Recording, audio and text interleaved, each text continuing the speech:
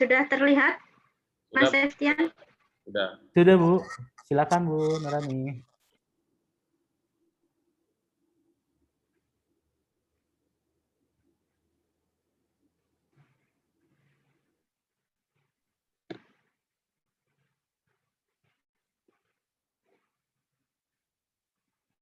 Ya, silakan, Bu. Boleh, Bu. Sebentar, tempat saya masih loading. Baik, Bu.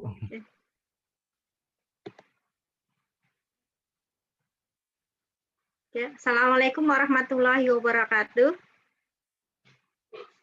Wabarakatuh. Salam safety. Salam safety. Ya. Semangat pagi. Pagi, pagi, pagi. Oke, terima kasih buat semuanya. Sebelumnya, alhamdulillah rabbil alamin. Wabihi nasta'inu ala umuri dunya waddin. Asyhadu an la ilaha illallah wa asyhadu anna Muhammadar Rasulullah. Allahumma sholli ala sayyidina Muhammad wa ala ali Muhammad. Pertama-tama, marilah kita panjatkan puji syukur kita kehadirat Allah Subhanahu wa taala yang telah melimpahkan rahmat, hidayah dan inayahnya sehingga pada kesempatan siang hari ini di bulan Ramadan kita masih diberi kesehatan dan semangat ya untuk bisa sharing bersama di PJK 3 Media Tama, dan saya ucapkan terima kasih banyak kepada Pak Denny beserta kru dan timnya yang telah memberi amanah kepada saya untuk bisa menyampaikan dan sharing terkait dengan GMP, Good Manufacturing Product. Sebelum saya menyampaikan materi ini, izinkan saya untuk bisa memperkenalkan diri. Perkenalkan, nama saya Nur Ani, biasa dipanggil dengan Ani. Saat ini saya bekerja sebagai dosen mengampu tentang K3 di Universitas Veteran Bangun Nusantara Sukoharjo. Mungkin dari teman-teman yang dari wilayah Jawa Tengah, insya Allah tahu ya Univet. Kemudian sebelumnya saya juga pernah bekerja di beberapa perusahaan, diantaranya di perusahaan PT Anugerah Jasa Catering-Indo. Ini adalah perusahaan pertama kali di mana saya belajar tentang GMP. Jadi sebenarnya saya mengulang 10 tahun yang lalu di mana saya menerapkan dan mengimplementasikan kaitannya dengan GMP ini. Jadi nanti saya kalian sharing saja ya di sini, nanti sharing. Barangkali ada juga teman-teman yang sudah ahli di bidang GMP. Dan selain sebagai dosen, saat ini saya juga freelance sebagai trainer dan konsultan.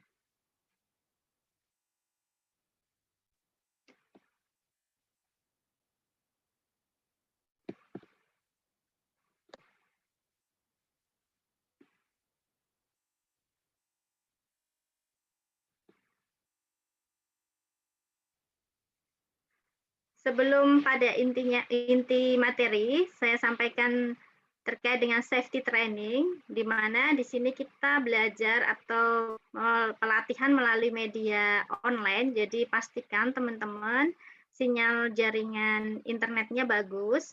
Kemudian untuk pelatihan ini nanti berdurasi selama 2 jam. Jadi pastikan setiap kali selama 2 jam itu sekali melakukan peregangan, ya, jangan sampai setelah mengikuti pelatihan ini kita mengalami musculoskeletal disorder ya. Jadi kalau dalam ergonomi ada istilahnya keluhan di tulang belakang. Kemudian selama pelatihan ini nanti teman-teman juga bisa sambil makan atau minum bagi yang tidak berpuasa. Selebihnya tadi sudah ada peraturan terkait dengan pelatihan ini yang sudah disampaikan oleh Mas Septian.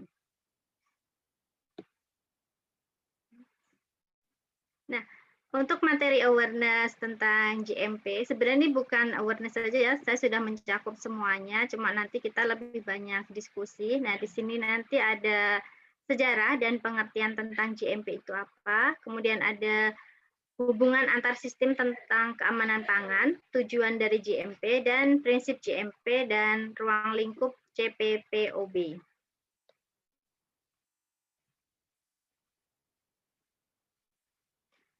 Nah, teman-teman perlu diketahui bahwa selama ini kan kita pernah mendengar atau mungkin pernah mengalami saat bekerja di perusahaan, itu ada kasus keracunan makanan. Nah, berdasarkan data WHO di tahun 2019 itu menunjukkan bahwa sekitar 600 juta orang, hampir 1 dari 10 orang di dunia itu mengalami sakit akibat terkontaminasi oleh makanan.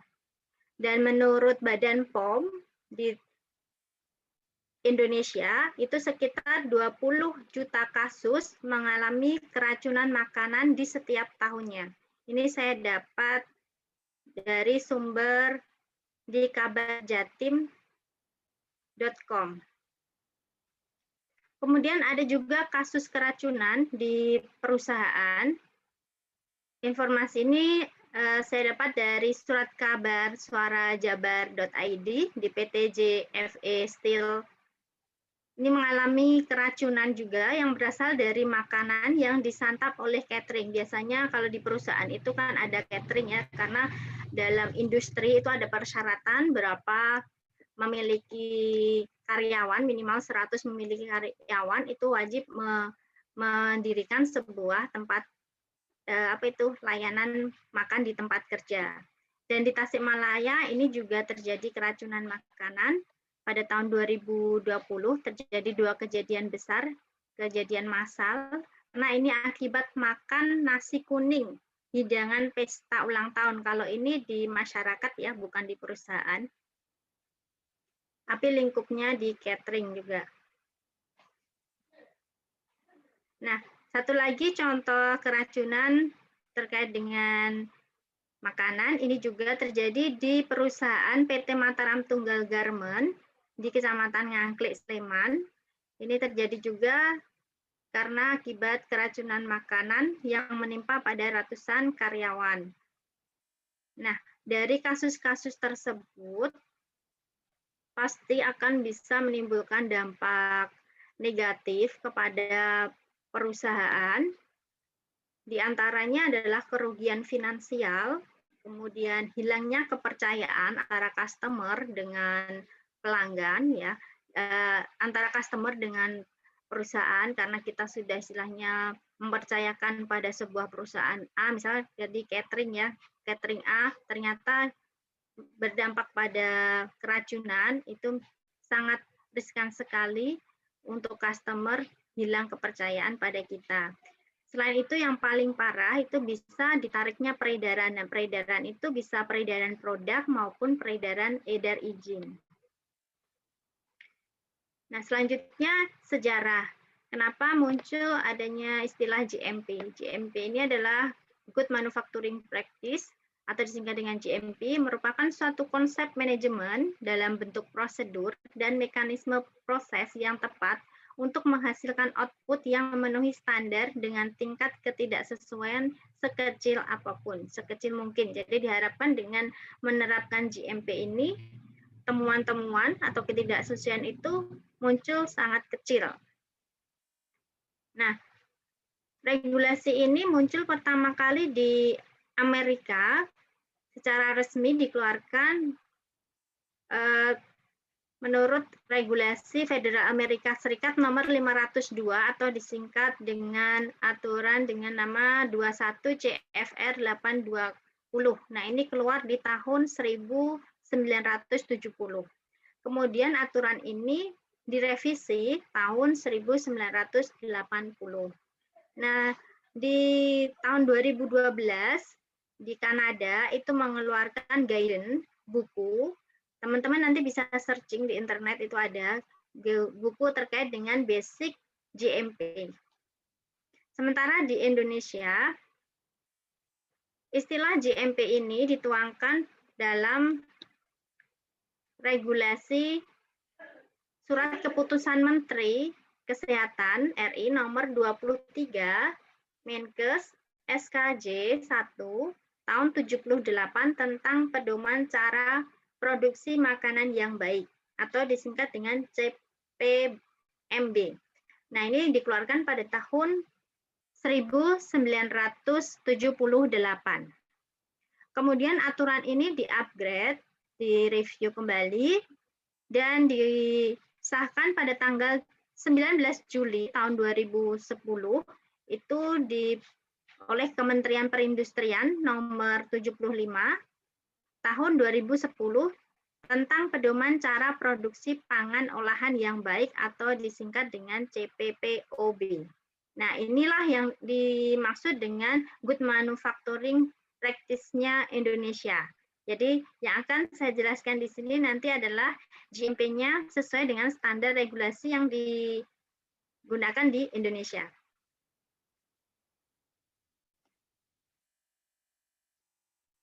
Nah, teman-teman juga perlu tahu sekilas terkait dengan regulasi CPPOB. Di sini tidak hanya satu saja regulasi yang menguatkan tentang Good Manufacturing Practice, Permen Perindustrian 75/2010 tadi, tapi ada juga Undang-Undang Nomor 8 Tahun 99 tentang Perlindungan Konsumen, kemudian Undang-Undang Nomor 18 Tahun 2012 tentang Pangan, kemudian PP 69 Tahun 99 tentang label dan iklan pangan. Ini nanti mengatur tentang persyaratan pelabelan dan iklan pangan. Ya. Kemudian Permenkes nomor 33 tahun 2012 tentang bahan tambahan pangan.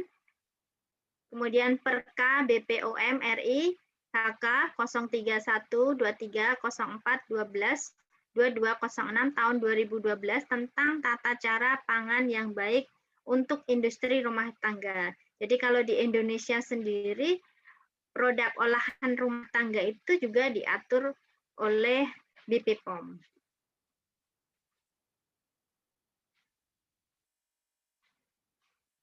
Nah, ini Undang-Undang Nomor 1 Nomor 18 RI Nomor 18 tahun 2012 tentang pangan, di mana di pasal 71 menguatkan bahwa setiap orang yang terlibat dalam rantai pangan wajib mengenalkan resiko bahaya pada pangan, baik yang berasal dari bahan, peralatan, sarana produksi, maupun dari perseorangan sehingga keamanan pangan terjamin.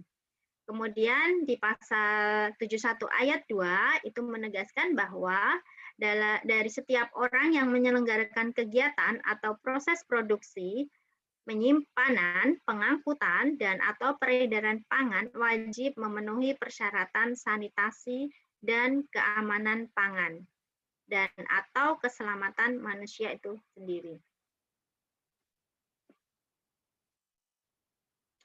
Nah, kita masuk ke pengertian GMP. GMP di Indonesia diartikan sebagai pedoman cara produksi pangan olahan yang baik atau CPPOB, di mana dari hasil produksi yang didapatkan itu menghasilkan produk yang bermutu tinggi dan aman untuk dikonsumsi. Nah, untuk yang di standar GMP-nya luar itu lebih pada menitikberatkan pada sisi sanitasi dan hygiene. Nah, sebenarnya pada intinya di GMP-nya Peraturan Perindustrian Nomor 75 tahun 2010 itu kalau dijabarkan pada intinya adalah menjabarkan tentang sanitasi dan hygiene. Cuma dirinci menjadi 18 poin. Nah, CPPOB ini digunakan sebagai acuan pada umumnya untuk industri pengolahan pangan dalam merencanakan, membangun, dan mengoperasikan perusahaannya dalam memproduksi dan menyediakan produk yang aman dan layak dikonsumsi manusia. Yang kedua, untuk pembina industri pengolahan pangan dalam pengaturan dan pengembangan industri pengolahan pangan. Dan yang ketiga, di sini digunakan untuk para pengawas mutu dan keamanan pangan olahan dalam melakukan audit. Biasanya di sini nanti untuk pengawas itu ada auditor, kemudian ada inspektor, ada juga quality control dan quality assurance.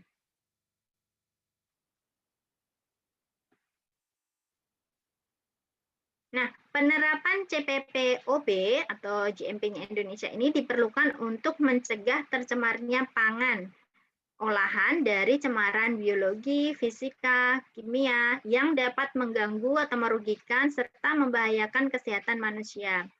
Selain itu juga diharapkan bisa membunuh atau mencegah berkembang biaknya jasad renik patogen serta mengurangi jumlah jasad renik lain yang tidak dikehendaki. Dan yang ketiga, bisa mengendalikan produksi melalui pemilihan bahan baku, penggunaan bahan penolong, penggunaan bahan pangan lainnya, dan penggunaan bahan tambahan pangan, serta pengolahan, pengemasan, dan penyimpanan sampai ke tahap pengangkutan. Nah, berikut adalah hubungan antar sistem keamanan pangan. Teman-teman pasti tidak asing lagi tentang HACCP atau ISO 22000. Ternyata dalam hubungan sistem keamanan pangan, ketiga regulasi ini sangat keterkaitan. Jadi GMP ini adalah basic dasarnya dari keamanan pangan. Kalau kita dalam suatu perusahaan itu bisa menerapkan GMP, maka nanti akan bisa dilanjutkan ke tahap HACCP. Kalau sudah HACCP bisa kita dapat sertifikasinya, bisa langsung ke level untuk keamanan pangan di ISO 22000 itu akan lebih mudah dalam proses sertifikasinya. Jadi pastikan teman-teman yang di sini bekerja di perusahaan makan atau perusahaan industri lainnya yang menerapkan GMP itu nanti bisa sebagai dasar dalam acuan untuk keamanan pangan, untuk sertifikasi keamanan pangan.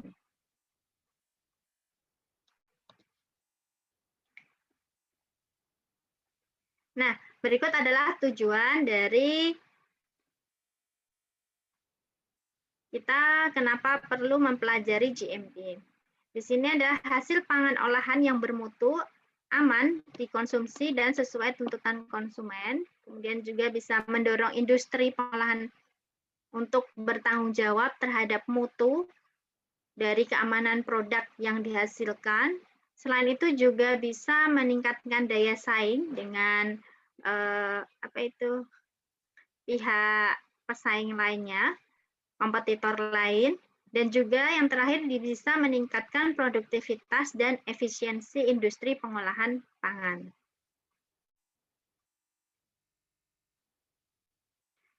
Nah, berikut adalah ruang lingkup GMP.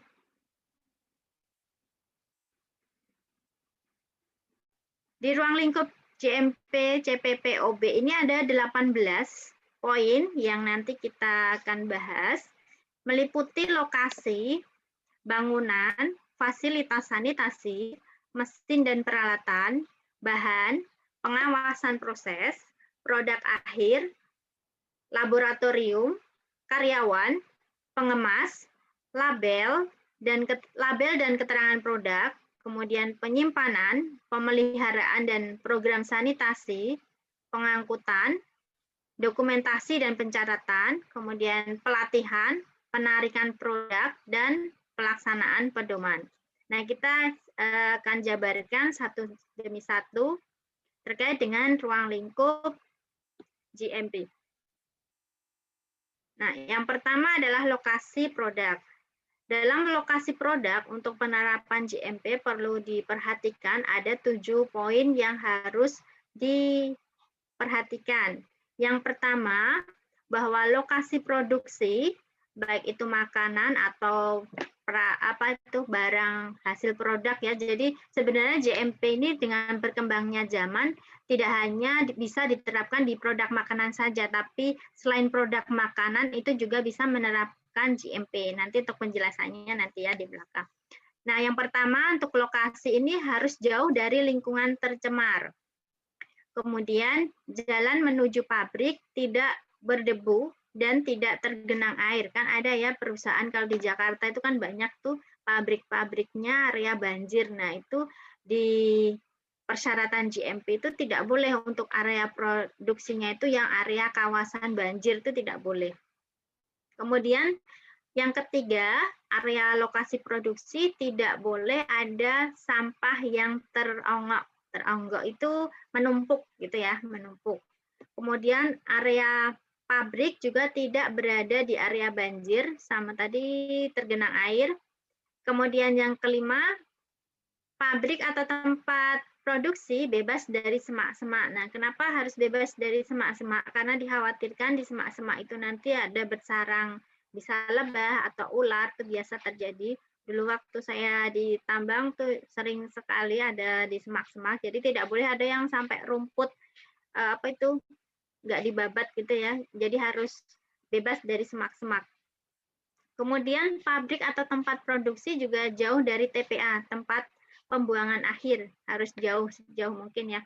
Kemudian yang terakhir, lingkungan area terbuka tidak boleh digunakan untuk tempat produksi. Artinya biasanya kadang kita kesulit karena tempatnya terbatas, kita nyari tempat untuk packing. Nah, packing itu kadang dilakukan di halaman misalkan. Nah, itu tidak boleh. Jadi harus semuanya dilakukan di dalam area khusus untuk area produksi.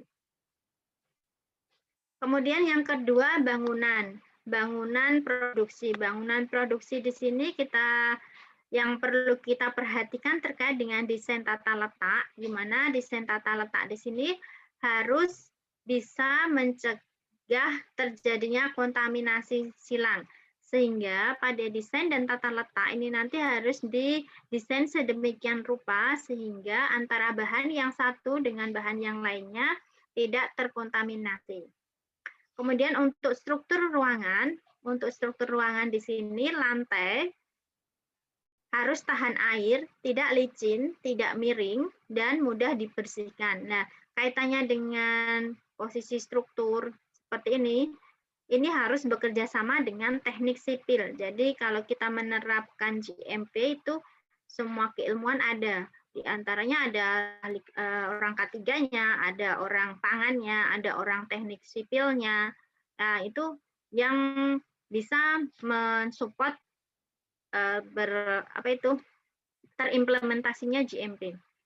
Kemudian juga ada dinding. Dinding ini tidak boleh lembab, kemudian mudah dibersihkan, cat tidak mengandung racun atau toksik, kemudian antara dinding dengan lantai itu berkisar kurang lebih 2 meter. Jadi biar terlihat longgar gitu ya, luas gitu. Kemudian atap atau langit-langit itu harus tahan air, tidak bocor. Nah, antara atap dengan lantai itu sesuai dengan aturan di regulasi itu minimal 3 meter. Kemudian untuk pintu itu harus bisa ditutup rapat, bahkan setelah pintu itu biasanya diberi tirai mika, plastik mika, itu tujuannya agar nanti saat pintu dibuka tidak ada lalat atau nyamuk atau serangga lainnya yang masuk ke ruang produksi. Kemudian jendela dan ventilasi yang dilengkapi dengan penyerap nyamuk atau kasa juga bisa digunakan. Nah, ini selain itu juga diatur suhu ruangan sesuai dengan kebutuhannya.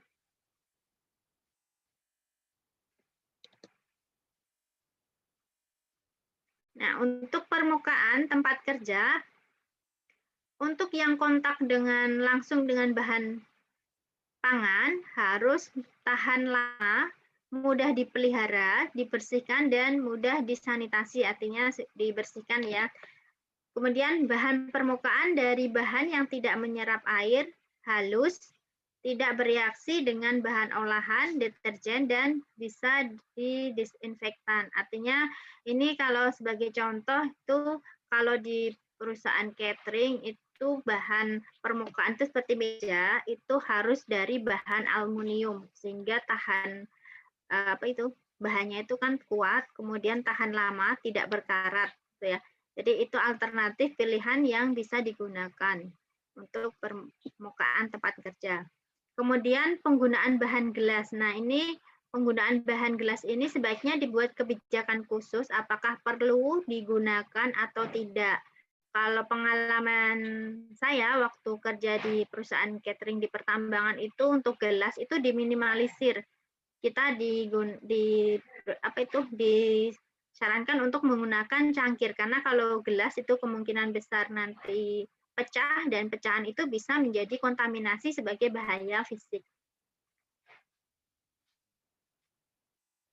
Nah, berikut adalah contoh letak tata letak desain, Dena, untuk area produksi. Yang saya gambarkan ini adalah contoh area untuk catering ya. Nah, di sini bisa dilihat teman-teman, di sini adalah area loading. Area loading itu tempat biasanya parkir mobil seperti itu.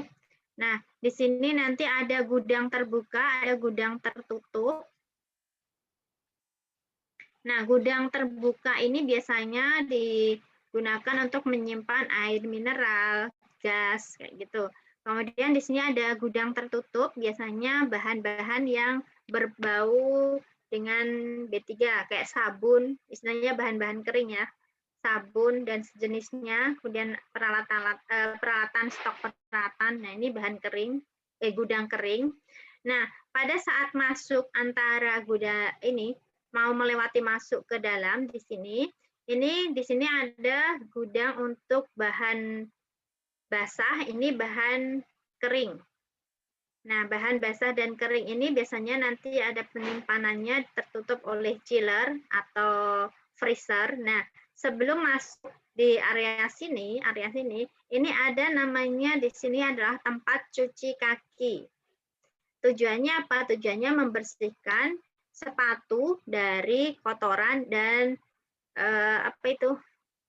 bakteri atau yang mungkin bisa membawa kuman ya ke dalam area produksi. Biasanya air yang di cucian ini airnya mengalir, kemudian dicampur bahan disinfektan. Kemudian di sini biasanya ada tirai nanti, selain pintu ada tirai plastik Mika itu, ini masuk ke area produksi. Nah, di area produksi ini adalah area dapur ya. Nanti ada sendiri-sendiri masak, bagian anak nasi sendiri, bagian masak sendiri. Ini sangat luas dengan konsentrasi di sini sangat kalau dari sisi K3 dari lingkungan kerja ini kebanyakan tidak safety karena di sini suhunya itu sangat panas sekali. Nah, itu tadi kembali ke perusahaan masing-masing bagaimana pengendalian terhadap lingkungan kerjanya. Kemudian setelah area produksi, nanti di sini ada penyimpanan bahan matang. Di sini bahan matang yang siap saji. Di sini bahan matang biasanya beda-beda ya. Di sini ada gudang, istilahnya ruangan-ruangan khusus. Kemudian nanti di sini ada administrasi. Sebelum barang itu dikeluarkan, nanti akan dicek oleh quality control dan administrasi. Kemudian baru diedarkan. Nah, kalau di tempat di perusahaan, kalau ada kantin, biasanya di sini digunakan selain untuk ruangan loading serah terima makanan, ini adalah juga sebagai ruang kantin. Nah, ini nanti ada menyisikan untuk ruangan meeting. Ini gambaran singkat dari tata letak desain untuk perusahaan catering.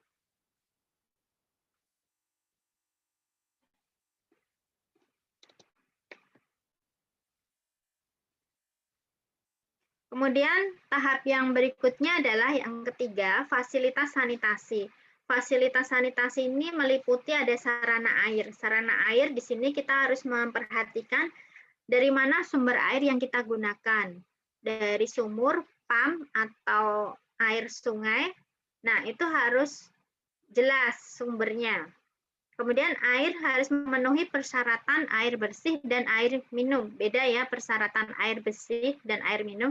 Kalau air minum itu sudah pasti bisa kita konsumsi untuk kita minum atau untuk kita gunakan masak. Tetapi kalau air bersih itu belum tentu bisa kita gunakan untuk minum atau kita gunakan untuk bahan masak.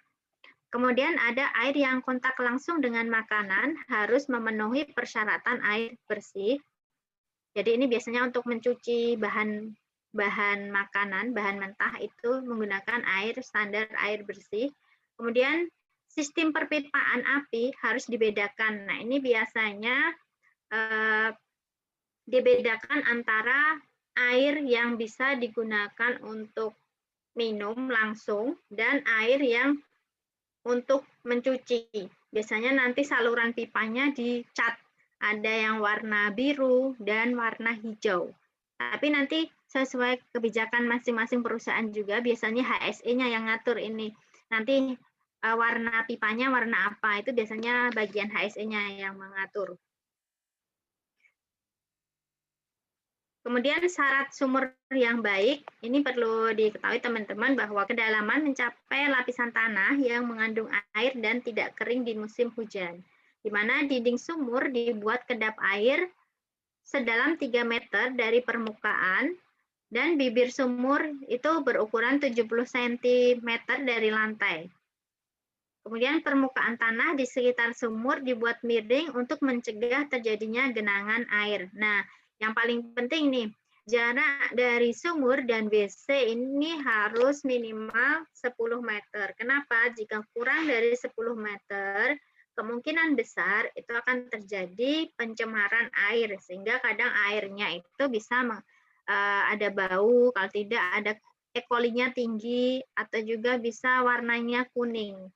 Ya, itu kemungkinan besar karena dampak dari pencemaran antara jarak dari septic tank ya, septic tanknya WC dengan sumur. Kemudian fasilitas berikutnya yaitu sarana pembuangan air dan limbah. Nah, ini katanya dengan pembuangan air dan limbah kita harus bekerja sama dengan tenaga ahli teknik sipil karena ini nanti dalam pembuatan pembuatan saluran air limbahnya selain kerjasama dengan teknik sipil juga ahli lingkungan. Jadi nanti di sini ada air limbahnya, ada bak kontrol, bak penguraian aerob, sama proses pengolahan lanjut. Ini biasanya dikelola oleh ahli lingkungannya, plus nanti yang mendesain ini adalah dari teknik sipilnya. Kemudian sarana fasilitas sanitasi berikutnya adalah sarana pembersihan atau pencucian, di mana di tempat kita di area produksi itu harus menyiapkan alat cuci atau pembersih. Di sini biasanya ada wastafel yang siap kita gunakan. Nah, saat di pandemi ini wastafel, kemudian sabun cuci, disinfektan itu sangat dibutuhkan sekali ya. Ternyata dalam GMP ini juga menjadi persyaratan utama dalam implementasi sanitasi ya. Tersedia dan terawat dengan baik, ada alat cuci, di sini ada wastafel, kemudian sarana pembersihan harus dilengkapi dengan sumber air bersih. Jadi pastikan nanti sumber air bersih itu kita cek minimal per 3 bulan sekali, kita cek kandungan mikrobanya, ada kandungan E. coli-nya atau tidak. Kemudian ada sumber air panas yang bisa digunakan untuk membersihkan peralatan tertentu. Nah, kalau di perusahaan besar biasanya kalau kita mencuci peralatan dapur, peralatan makan itu setelah dicuci dengan air bersih yang dingin, nanti dibilas lagi ke yang kedua itu adalah air yang panas atau hangat. Tujuannya apa? Untuk membunuh kuman atau bakteri yang masih tersisa di peralatan tersebut. Kalau lebih canggih lagi bisa menggunakan alat sterilisasi. Nah, untuk sarana fasilitas sanitasi berikutnya yaitu ada toilet. Ternyata toilet ini di aturan yang terbaru itu ada persyaratan berapa jumlah toiletnya. Ini kalau tidak salah di Peraturan Permain Perburuan nomor 69 itu juga ada yang diatur tentang toilet. Nah, ini sekarang toilet dimasukkan di regulasi Peraturan Perindustrian ini nomor 75 tahun 2010 ini bahwa di sini disampaikan untuk standar karyawan pria dan wanita itu jumlah toiletnya berbeda ya. Kalau karyawannya 0 sampai 25 karyawan, maka jumlah kamar mandinya itu minimal 1. Ya, teman-teman bisa lihat di sini. Jumlah jambannya 1 dan jumlah peturasannya 2, jumlah wastafelnya ada 2. Kemudian kalau karyawannya ada 26 sampai 50, maka jumlah kamar mandinya itu ada 2, jambannya ada 2, peturasan 3, dan jumlah wastafelnya 3. Kemudian Jika karyawannya 51 sampai dengan 100, itu maka jumlah kamar mandinya ada 3, jambannya 3, peturasan 5, maaf, wastafelnya 5. Dan seandainya setiap penambahan 40 sampai 100 karyawan, maka bisa ditambah 1 kamar mandi, 1 jamban, dan 1 peturasan. Itu untuk standar karyawan pria. Kemudian untuk standar karyawan wanita itu bisa di sini 0 sampai 20 karyawan, maka kamar mandinya ada 1, jumlah jambannya 1, wastafelnya 2. Untuk karyawan 21 sampai 40 itu kamar mandinya 2, kemudian jambannya 2, wastafelnya 3. Kalau karyawannya 41 sampai 70, ini khusus wanita ya, artinya di dalam perusahaan itu ada wanitanya 41 sampai 70.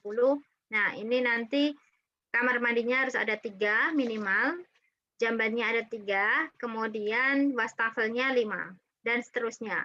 Sampai nanti kalau di perempuan itu sampai 141 sampai 180 itu ada 6 kamar mandi minimal, jambannya 6, dan wastafelnya 6. Kemudian setiap penambahan 40 dari 180 ini nanti bisa ditambah 1 kamar mandi dan 1 jamban. Ini adalah aturan dari regulasi perindustrian nomor 7 tahun 2010 tentang GMP-nya. Jadi aturan toiletnya sudah diatur. Kemudian untuk fasilitas hygiene sanitasi di sini, untuk hygiene sanitasi karyawan yang pasti adalah membiasakan dengan mencuci tangan dengan menggunakan sabun, kemudian mengganti pakaian kerja. Jadi setiap kali teman-teman akan beraktivitas bekerja itu pada saat karyawan datang pada saat masuk ke area produksi itu harus ganti baju. Jadi ada ruangan khusus untuk ganti pakaian dan ada fasilitas pembilas sepatu. Nah, biasanya nanti teman-teman yang bekerja di area produksi akan mendapatkan loker sendiri, loker khusus untuk menyimpan barang-barangnya, barang pribadi. Kemudian untuk area cuci tangan, di sini harus terpisah dari tempat cuci alat dan bahan makanan. Kemudian dilengkapi dengan air keran, bak penampungan, sabun pengering, serta jumlah tempat cuci ini juga harus disesuaikan dengan jumlah karyawan. Misalkan untuk karyawannya untuk 1 sampai 10 orang itu minimal ada 1 tempat cuci atau wastafel. Nah, tiap penambahan 10 orang itu bisa ditambahkan 1 wastafel. Adapun letaknya sebaiknya diletakkan di setiap dekat pintu keluar masuk itu ada wastafelnya. Kemudian lanjut ke poin yang keempat, tahap keempat, yaitu mesin dan peralatan. Di mesin dan peralatan ini kenapa kita harus menjadi bahan perhatian di sini, menjadi topik dari GMP, karena di sini konstruksi dan tata letak dari mesin dan peralatan ini dapat menunjang mutu dan keamanan produk. Nah, di sini mesin dan peralatan harus sesuai dengan persyaratan mutu. Sebagai contoh, tidak menyerap air, tidak berkarat, tidak tercemar, mudah dibersihkan, terbuat dari bahan yang tahan lama dan tidak beracun, serta mudah dipindahkan. Untuk tata letak mesin dan peralatan ini juga harus diperhatikan. Kemudian pengawas dan pemantauan mesin dan peralatan harus dilakukan secara kontinu. Jadi misalkan ada namanya inspeksi untuk alat ya, inspeksi alat dan peralatan, apakah alatnya dan peralatannya masih layak digunakan, kapan dilakukan kalibrasi alatnya. Nah, itu perlu dilakukan pengawasan dan pemantauan. Kemudian ada bahan perlengkapan dan alat ukur. Di sini biasanya untuk bahan ini yang dimaksud adalah bahan kayu dan termometer. Nah, termometer ini apakah dilakukan kalibrasi atau tidak? Karena kalau di perusahaan pangan, termometer ini sangat penting sekali. Kemudian tes kebersihan. Nah, nanti teman-teman bisa mengecek tes kebersihan, khususnya peralatan makan dan peralatan produksi, dengan cara memberikan tepung menjadi lengket jika ditaburkan pada peralatan. Artinya kalau tepung itu lengket di peralatan, maka itu bisa kemungkinan peralatannya tidak bersih. Kemudian butiran garam menjadi lengket juga pada peralatan. Kemudian bila tercium, akan tercium bau amis. Jadi misalnya piring habis dicuci ya, ini kalau kita cium masih bau amis, berarti itu masih kurang bersih. Jadi perlu kita cuci lagi. Kadang yang menimbulkan amis itu bukan dari bahan kotornya, tapi kadang dari spon. Spon yang sering dipakai setelah selesai kita gunakan, kadang tidak kita cuci. Nah, itu justru akan menjadi sarang bakteri atau mikroba untuk tumbuh di spon tersebut. Jadi sebaiknya sebelum teman-teman mencuci piring, nanti ini juga bisa dilakukan di rumah ya. Spon itu dibilas dulu, baru nanti setelah bersih diberi sabun. Karena itu biasanya nanti yang menimbulkan bau itu sponnya itu. Kemungkinan besar malah dari sponnya itu sendiri, bukan dari sisa makanan itu bukan. Kemudian terlihat kusam jika disinari. Nah, ini adalah hal-hal yang bisa kita lakukan untuk mengetes kebersihan peralatan. Kemudian yang kelima ada bahan yang diproduksi. Bahan yang diproduksi di sini adalah bahan yang dimaksud adalah bahan baku, bahan tambahan, kemudian bahan penolong termasuk air dan bahan tambahan pangan. Bahan tambahan pangan di sini maksudnya ada contohnya adalah zat pewarna makanan ya. Nah, persyaratan BTP atau bahan tambahan pangan itu dituangkan dalam bentuk formula, kemudian tidak mengandung bahan berbahaya, tidak merugikan, dan memenuhi standar mutu yang ditetapkan. Kemudian untuk persyaratan air, air ini digunakan untuk memenuhi baku mutu air, dan untuk air serta es serta uap tidak boleh tercemar. Tahap yang keenam, ada pengawasan proses. Nah, dalam pengawasan proses ini nanti tujuannya adalah sebagai langkah tindak lanjut berikutnya sebagai upaya pencegahan sehingga menerapkan sistem HACCP. Apa itu? Hazard Analysis Critical Control Point. Jadi di situ nanti ini adalah langkah selanjutnya pengawasan ini nanti diharapkan ada tindak lanjut dengan menentukan titik control point dari titik kritis dari bahan pangan. Nah, untuk tindakan atau kegiatan yang bisa kita lakukan dalam pengawasan proses ini bisa melakukan yaitu inspeksi atau kontrol kualitas makanan secara kasat ya. Jadi nanti ini bagiannya quality control. Kalau di K3 ada dilakukan inspeksi gitu ya. Nah, ini inspeksinya adalah inspeksi makanan. Jadi nanti ada tim quality control atau inspektor. Inspektor ini kalau inspektor itu bedanya mengecek lingkungan kerjanya, kalau quality control nanti mengecek sistem pengolahan makan dari input sampai output. Kemudian juga dalam pengawasan ini yang dilakukan adalah pengawasan proses, pengawasan bahan, pengawasan terhadap kontaminasi, dan pengawasan proses khusus. Nah, tahap yang ketujuh adalah produk akhir. Produk akhir di sini, syarat produk akhir dikatakan itu layak, itu jika hasil produk sesuai yang dipersyaratkan. Kemudian dapat ditelusur. Jadi kalau di HACCP atau di ISO 22000 nanti ada yang namanya telusur produk. Nah, di GMP di sini juga harus ada barang itu harus bisa ditelusur. Datangnya dari mana? Sumbernya dari kita dapat bahan mentahnya itu dari mana? Bagaimana mengelolanya itu harus ada catatan record tertelusur. Kemudian yang ketiga, diperiksa dan dipantau secara periodik. Ya, pemeriksaan ini biasanya dilakukan oleh quality control dengan cara mengecek secara organoleptik. Organoleptik ini bisa diraba atau dirasakan ya. Kadang nasi yang basi itu tidak perlu kita cicipi, tapi cukup kita raba dengan tangan, sentuhan tangan, atau dengan dilihat kasat mata itu sudah terlihat. Kemudian juga bisa dicek secara fisika, kimia, mikrobiologi, dan biologi. Nah, selanjutnya di sini tahap ke-8 laboratorium.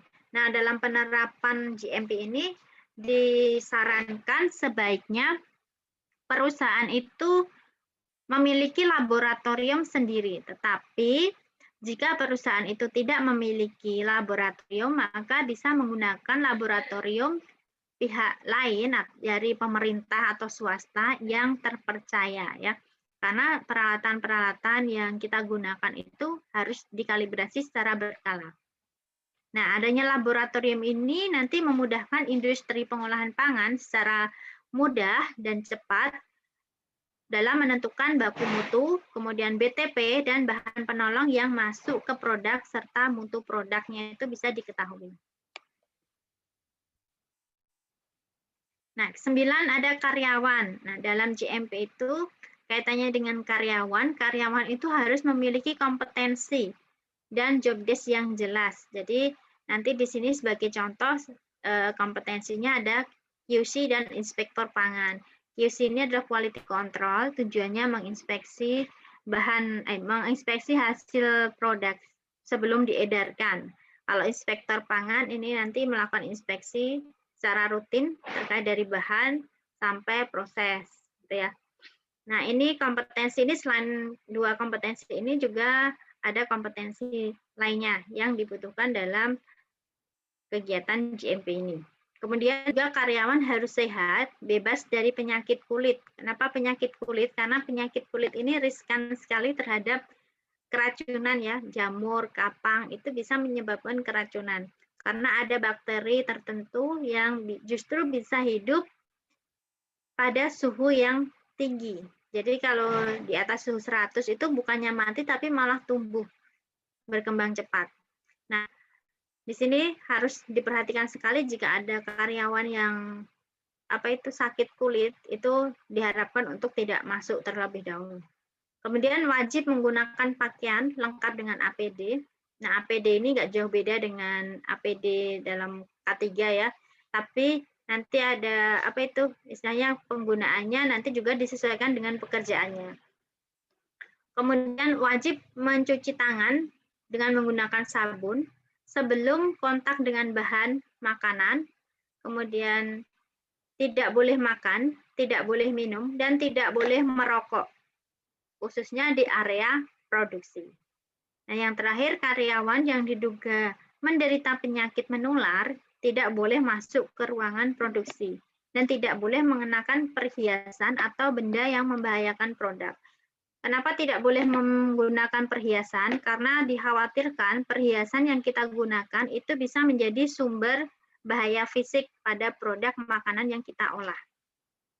Misalkan nanti terjatuh anting-antingnya atau cincinnya terlepas. Nah, itu riskan sekali sehingga untuk perusahaan-perusahaan yang besar itu tidak diperkenankan menggunakan perhiasan. Kemudian poin 10, pengemas. Nah, pada pengemas ini kenapa perlu kita perhatikan juga? Karena di sini untuk pengemas digunakan untuk mempertahankan mutu dan melindungi produk terhadap pengaruh dari luar, baik itu dari sinar matahari, panas, kelembapan, kotoran, benturan, dan lain-lain. Sehingga pada saat proses hasil akhir sampai nanti didiskusikan pada customer sampai ke pelanggan akhir, nah itu masih dalam kondisi bagus dan layak untuk dikonsumsi. Adapun untuk syarat kemasan produk di sini ada beberapa yang perlu diperhatikan. Yang pertama, bahan tahan dari pengaruh luar dan tahan lama, kemudian dibuat dari bahan yang tidak mudah larut. Takutnya kalau larut nanti malah bisa mencemari makanan ya, artinya kayak baju warnanya luntur, nah itu kan mudah larut, nah itu kan justru jadi tercemar nanti. Kemudian tahan terhadap perlakuan selama proses pengolahan, pengangkutan, dan pengedaran. Kemudian desain harus memberikan jaminan tentang produk dan kontaminasi silang. Kemudian kemasan dari botol harus kuat dan mudah dibersihkan atau bisa disinfektan. Kemudian yang keenam, bahan pengemas harus ditangani secara hygiene, secara terpisah dari bahan baku. Artinya bahan pengemasnya itu sudah hygiene dulu, baru bahan baku, bahan apa itu, hasil produknya baru kita masukkan. Jadi pastikan bahan pengemas itu sebelum kita gunakan sudah hygiene dulu. Nah, langkah selanjutnya adalah label. Label, keterangan produk yang harus kita cantumkan pada produk hasil akhir. Di sini label pangan di sini harus tertulis jelas dan informatif. Meliputi untuk pelabelan ini ada nama produk, daftar bahan, berat atau berat isinya, kemudian nama dan alamat produsen, tanggal pembuatan, dan jangan lupa tahun kadaluarsa ya, ini penting sekali. Kemudian ada kode produksi, nomor sertifikat produksi untuk produksi rumah tangga. Dan perlu diketahui teman-teman, untuk produk rumah tangga itu tidak diperkenankan mencantumkan atau mengklaim jumlah gizi. Kalau menurut aturan ya. Nah, aturan ini bisa teman-teman cek nanti di PP nomor 69 tahun 99 tentang pelabelan dan iklan pangan atau perubahannya. Langkah berikutnya yaitu penyimpanan. Penyimpanan di sini adalah penyimpanan bahan dari produk akhir, kemudian penyimpanan bahan berbahaya, penyimpanan wadah dan pengemas, penyimpanan label, dan penyimpanan mesin atau peralatan produksi. Jadi ada dari sisi safety-nya nanti ada hal-hal tertentu atau khusus yang perlu diperhatikan dalam proses penyimpanan ini. Sebagai contoh, penyimpanan bahan berbahaya. Di sini bahan berbahaya biasanya lebih cenderung ke bahan kimia ya, bahan kimia. Kemudian penyimpanan wadah dan pengemas ini cenderung ke peralatan makanan atau peralatan produksi serta bahan untuk pengemasnya. Penyimpanan label ini terkait dengan pelabelan. Kemudian penyimpanan mesin dan peralatan produksi ini kaitannya dengan penyimpanan mesin dan produksi yang kita gunakan. Kemudian langkah yang ke-13 yaitu pemeliharaan dan program sanitasi. Nah, pemeliharaan dan program sanitasi terhadap fasilitas produksi, baik itu bangunan, mesin, peralatan, pengendalian hama, penanganan limbah, dan lainnya ini dilakukan secara berkala. Biasanya untuk pemeliharaan program sanitasi ini ada namanya nanti pembersihan ya. Pemeliharaan dan pembersihan ini bisa dilakukan program daily, weekly, sama monthly. Jadi ada kebersihan harian, kemudian ada mingguan, ada general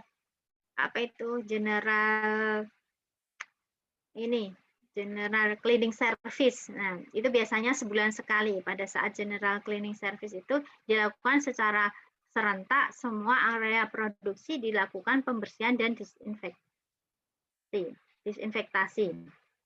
Kemudian juga pada tahapan pemeliharaan dan program sanitasi itu juga teman-teman harus menyiapkan SOP. Jadi SOP-nya itu sudah ada atau belum. Kemudian juga ada tahapan pengendalian hama. Pastikan sudah ada peralatan yang bisa mengendalikan hama dan penanganan limbahnya sudah dilakukan.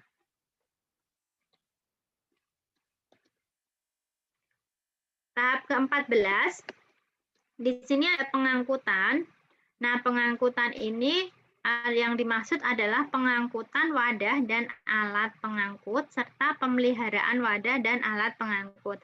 Artinya di sini adalah bahan-bahan peralatan yang kita gunakan dalam proses pengangkutan itu menggunakan transportasinya itu harus sesuai. Contoh di sini ya, ini contoh. Kalau ada ayam frozen itu harus diangkut menggunakan mobil khusus, mobil frozen. Jadi ada khusus mobil yang sekaligus di dalamnya itu ada kayak kulkasnya gitu. Itu untuk mobil frozen. Biasanya nanti mobil frozen itu memuat daging, ikan, dan sejenisnya yang sifatnya frozen. Kemudian kalau yang biasa, ada yang chiller, juga ada mobil chiller juga ada. Kalau mobil chiller biasanya untuk mengangkut bahan-bahan seperti sayuran, buah. Kemudian kalau mobil box biasa, itu nanti biasanya untuk mengatur makanan, mengangkut makanan yang siap untuk disajikan. Nah, suhu ruangan di mobil itu pun juga harus diatur. Karena nanti takutnya kalau suhunya terlalu panas nanti bisa berpengaruh merusak makanan atau bahan pangan. Nah, tahap ke-15 di sini ada dokumentasi dan pencatatan. Ini tidak jauh berbeda kalau kita pernah belajar tentang ISO 9001, karena kaitannya dengan dokumentasi dan pencatatan itu kita bisa mengacu ke ISO 9001. Jadi nanti di JMP apa yang kita lakukan harus didokumentasikan dan dicatat. Ya, baik itu kegiatan inspeksi, pengujian, penarikan produk, kemudian melakukan penelusuran bahan, penyimpanan bahan, itu semua harus terrecord. Kemudian ada dilakukannya general cleaning service, itu juga ada record dokumennya. Bahkan untuk kegiatan seperti pelatihan, kalibrasi itu juga ada record dokumennya. Jadi semua terdokumentasi. Nah, untuk yang ke-16, tahap 16, di sini ada pelatihan. Disampaikan di sini bahwa pimpinan dan karyawan itu harus mengetahui prinsip-prinsip dan praktek hygiene sanitasi. Jadi pada intinya kita belajar CPPOB ini intinya adalah praktek hygiene dan sanitasi, di mana dari kegiatan praktek hygiene sanitasi ini nanti bisa memproduksi pangan yang bermutu dan aman untuk dikonsumsi. Nah, yang pertama pemilih atau penanggung jawab harus sudah pernah mengikuti penyuluhan tentang cara produksi pangan yang baik di industri rumah tangga atau CPP BIRTP. Dan yang kedua, pemilih harus menerapkan serta mengajarkan pengetahuannya dan keterampilannya kepada karyawan lain. Artinya di sini kaitannya dengan pelatihan tentang cara produksi pangan yang baik itu harus diketahui oleh pemilik atau penanggung jawab perusahaan dan disampaikan kepada karyawan. Selain pelatihan itu juga ada pelatihan lain yang menunjang, sebagai contoh pelatihan nanti hygiene personal itu sendiri ada, kemudian pelatihan sanitasi lingkungan itu ada sendiri, kemudian ada pelatihan tentang penanganan produk makanan. Nah, itu banyak sekali pelatihan, baik itu pelatihan yang sifatnya kompetensi dan sifatnya soft skill. Bagaimana menghadapi pelanggan. Nah, itu juga perlu kita berikan pada karyawan. Kemudian yang ke-17 di sini ada penarikan produk. Nah, untuk penarikan produk di sini adalah menghentikan peredaran karena diduga sebagai penyebab timbulnya penyakit atau keracunan pangan atau karena tidak memenuhi persyaratan peraturan perundangan di bidang pangan sehingga tujuannya agar tidak timbul korban yang lebih banyak. Jadi dengan adanya penarikan produk, sebagai contoh tadi kan ada kasus keracunan pangan ya.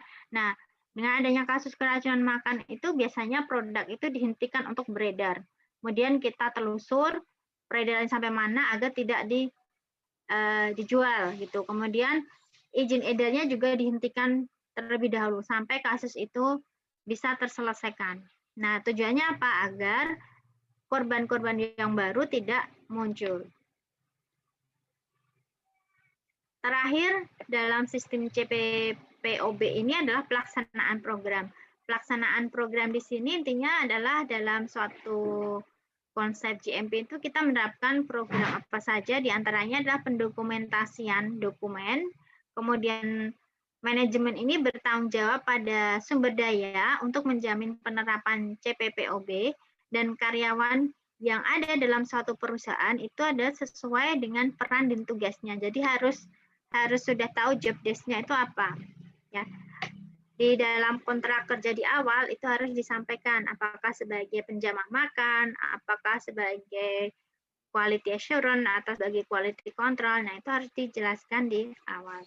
Dan pelaksanaan program ini selain ini nanti ada program-program khusus yang dibuat atau dirancang dalam 1 tahun terakhir gunanya untuk menunjang dalam implementasi GMP.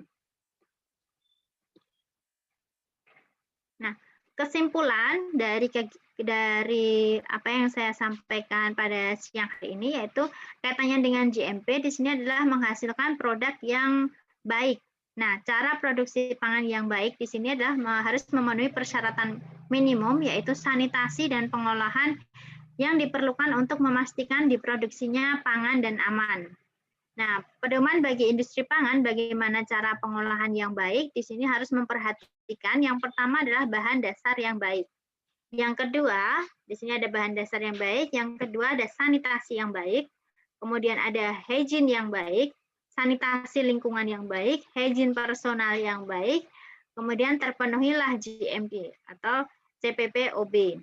Nah, dengan terpenuhnya GMP, nanti kita bisa tingkatkan ke level berikutnya dengan menentukan titik kendali kritis, yaitu di HACCP.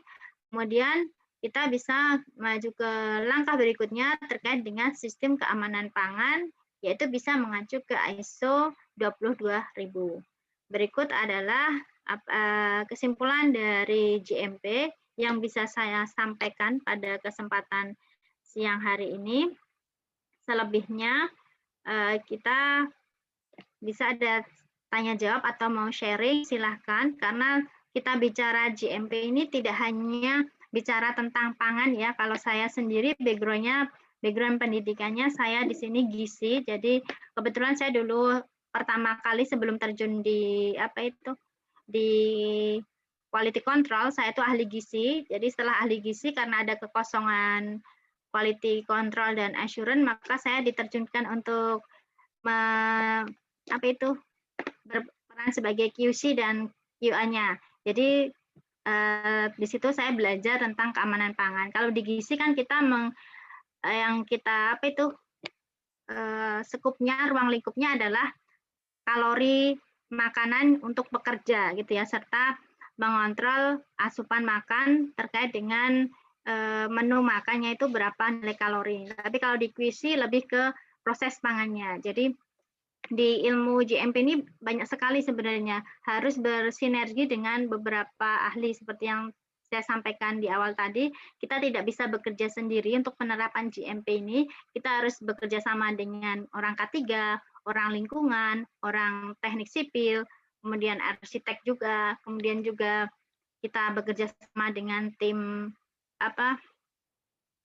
lapangannya, orang yang teknis kayak di bagian produksinya, orang teknik juga. Nah, itu semua harus bersinergi untuk bisa mengimplementasikan GMP ini. Jadi terkait dengan materi yang saya sampaikan, kalau ada pertanyaan silahkan kaitannya dengan ilmu K3 atau secara dalam sistem manajemen, insya Allah nanti saya bisa sharing. Terima kasih, itu yang bisa saya sampaikan. Waktu dan tempat saya kembalikan ke Mas Septian. Terima kasih, Mas Septian. Oke, baik. Terima kasih Bu Nurani. Ya, alhamdulillah materi yang disampaikan oleh Bu Nurani sudah selesai dan sangat menarik sekali ya topik yang dibawakan oleh Bu Nurani ini terkait GMP ini. Nah, setelah ini kita masuk ke sesi kedua ya Bapak Ibu ya. Tadi sudah saya sampaikan bahwa sesi kedua ini kita akan melakukan sesi tanya jawab atau Q&A. Namun sebelum kita masuk ke sesi tanya jawab, izinkan saya Bapak Ibu semuanya untuk menginformasikan kepada Bapak Ibu terkait pelatihan K3 yang ada di PJ3 Media Tama. Ini saya stop dulu ya. Iya. Sebentar Mas Septian, lupa saya. Oh, aku tiban Bu. Udah. Oke, baik. Terima kasih Bu Nurani. Baik Bapak Ibu, izinkan saya untuk menginformasikan terkait tadi ya. Tadi sudah kita tonton bersama-sama video Mika Pro yang ada di Media Tama. Lalu saya akan menjelaskan ini tersedianya Mika Pro, yaitu ada di Play Store dan di App Store. Nah, bagi tadi Bapak Ibu yang kesulitan untuk mendownload, tadi sudah saya berikan linknya di chat. Silakan diklik saja bagi yang menggunakan Apple atau iPhone bisa di App Store, atau yang menggunakan Android bisa di Google Play Store ya. Dan untuk mendapatkan username dan password untuk masuk ke Mika Pro, silakan Bapak Ibu untuk mengecek emailnya masing-masing. Nanti ada username dan passwordnya ya. Oke, baik. Baik, setelah ini saya akan informasikan juga terkait, nah ini pelatihan-pelatihan webinar yang sudah berjalan selama ini. Bapak Ibu jika ingin melihat kembali, bisa lihat di YouTube-nya Kak Cideni ya. Nanti ketik saja Kak Cideni, dan jika Bapak Ibu ingin subscribe, silakan subscribe, dan jangan lupa tombol loncengnya biar nanti ada notifikasi jika ada video terbaru. Oke, dan ini kita akan informasikan terkait pelatihan yang ada di PJK 3 Media Tama, khususnya Kemenaker dan BNSP. Nah, kita ada pelatihan Liga 3 umum nih, Bapak Ibu ya. Nah, kita laksanakan di tanggal 22 Mei sampai 8 Juni. Kita berlangsung selama 13 hari secara online ya. Jadi Bapak Ibu bisa ikut pelatihan Liga 3 umum Kemenaker secara online. Nah, ini jadwal terdekatnya kita di bulan Mei setelah Lebaran ya. Dan ada sertifikasi auditor SMP 3. Nah, Bapak Ibu jika ingin melanjuti habis dari Alika 3 umum bisa ke auditor SMP 3 ya. Nah, ini jadwalnya ada di tanggal 24 Mei. Dan ada di Alika 3 listrik. Nah, Alika 3 listrik ini kita tadi auditor dan Alika 3 umum kita secara online. Nah, ini beda dengan Alika 3 listrik ya. Alika 3 listrik kita secara full tatap muka atau offline ya. Nah, ini minta kita batasi jumlah pesertanya dan kita terapkan protokol kesehatan. Jadi Bapak Ibu yang ingin mendaftar bisa langsung japri ke saya nanti. Dan kita juga ada teknisi K3 listrik ya. Ini kita blended training dan Alika 3 mudah konstruksi. Nah, kita online training ya Bapak Ibu ya untuk latihannya. Di tanggal 28 Mei jadwal terdekat ini, dan ada supervisor planca yang paling terdekat kita ada tanggal 29 Mei ya.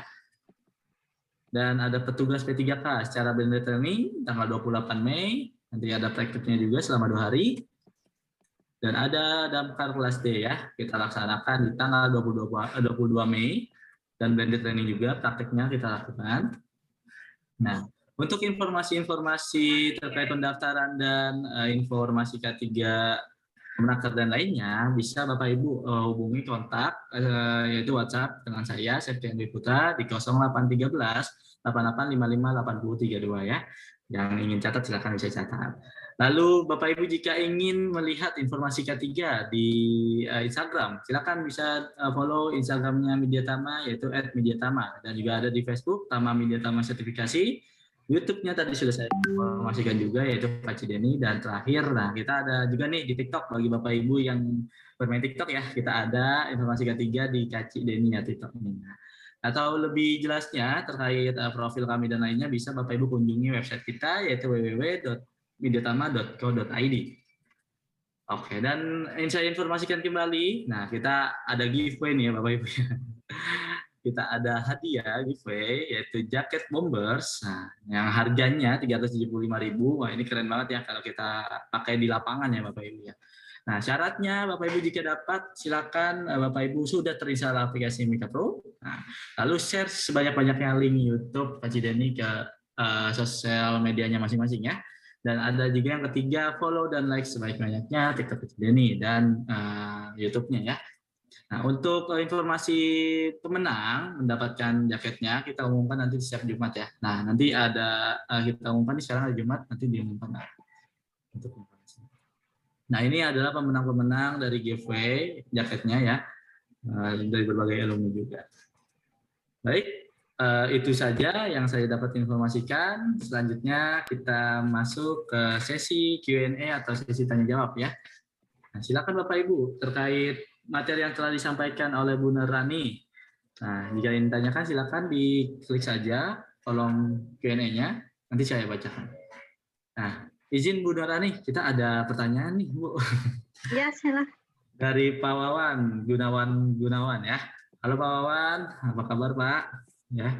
Baik, Pak Wawan ini izin bertanya ya. Yang pertama, standar jarak penyimpanan bahan baku pangan dengan bahan kimia itu sebaiknya seperti apa? Boleh dalam satu gedung kah? Gimana Bu? Untuk pertanyaan pertama. Silakan Bu. Oh, ya. Terima kasih Pak Wawan. Ya, tadi sudah saya sampaikan di desain dan tata letak boleh saya share ulang? Silakan Bu, boleh.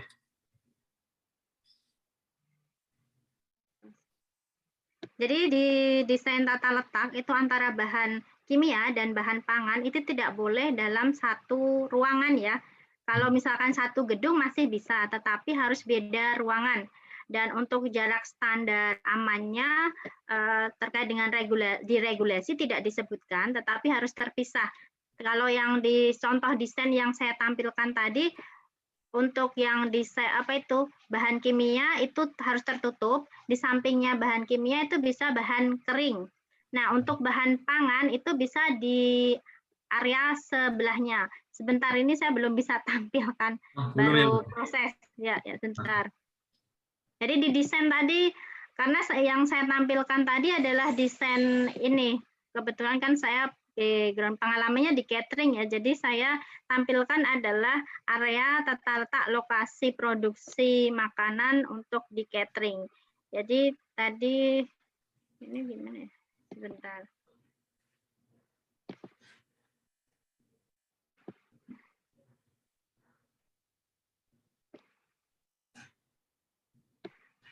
Tampilan saya belum ini Mas. Iya belum Bu. Belum mau apa? Belum bisa Bu ya, coba aku cek dulu ya. Sudah jadi saya co-host. Silakan bisa share screen aja Bu. Yang klik share-nya itu belum muncul di saya. Oh belum ada Bu ya? Jelaskannya ya. Bentar, ini baru muncul. Bentar.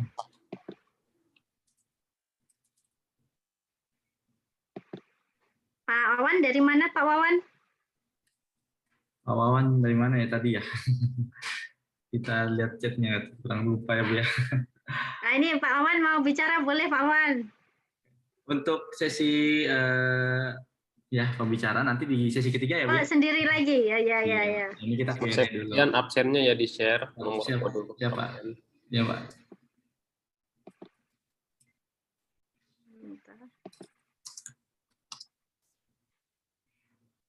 Sudah terlihat belum? Belum Bu.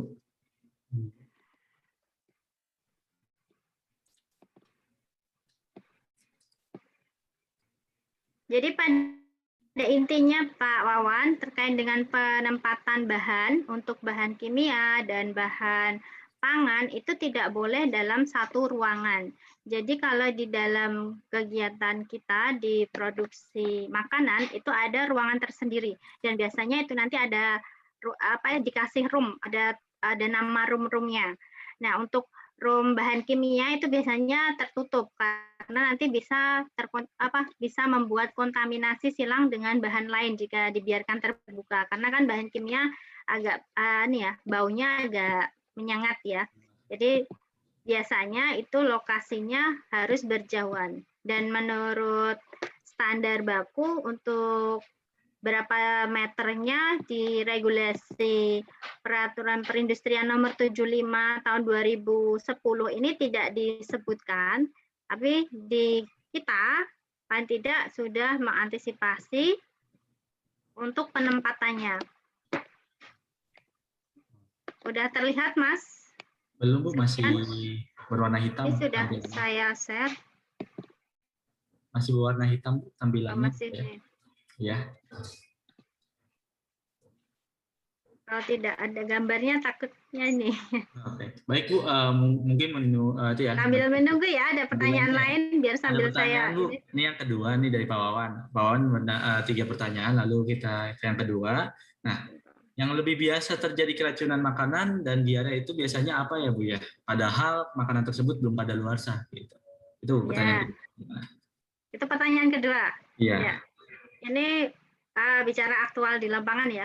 Terkadang makanan itu belum basi, tapi kenapa bisa bisa kita keracunan? Nah itu pertama karena daya tahan tubuh individu kan berbeda-beda. Kedua, pada saat proses memasak itu kadang kita selaku penjamah makan pada proses masak sampai hasil masak itu mungkin udah lolos sensor dari quality control, tapi pada saat pendistribusian itu bisa saja terjadi kontaminasi silang. Misal pada saat penyimpanan penyimpanan produk itu kan ada namanya hama. Nah, hama itu kemungkinan besar bisa mempengaruhi terjadinya kontaminasi silang yang bisa menyebabkan makanan itu tercemar.